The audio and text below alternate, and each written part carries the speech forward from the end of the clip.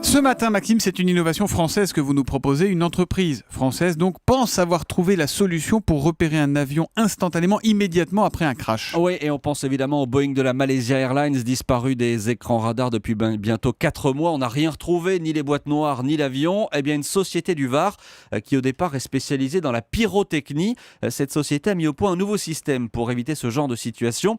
C'est une balise éjectable. D'abord, grâce à tout un tas de capteurs, elle va détecter le crash et là, elle va être expulsée de l'avion. Elle va transpercer la carlingue, des petites bouées vont se gonfler, la balise va remonter à la surface et grâce à son GPS, elle va donner immédiatement les coordonnées du crash. Mieux que ça, elle est capable d'enregistrer 19 paramètres de vol en permanence pour pouvoir donner aux enquêteurs une première idée de ce qui s'est passé en attendant de retrouver les vraies boîtes noires. Et c'est un système qui en est au stade expérimental ou est-ce qu'on imagine le trouver assez vite à bord des avions de ligne ? Alors c'est possible, mais on arrive à un tournant. L'entreprise dont je vous parlais, qui s'appelle Tethys, a déjà englouti 1,5 million d'euros pour créer cette balise. Elle a fait des tests en piscine pendant 1 an et demi, mais aujourd'hui, le développement au niveau industriel, Tethys ne peut pas l'assurer seul. Ça coûte trop cher, la société cherche donc des partenaires.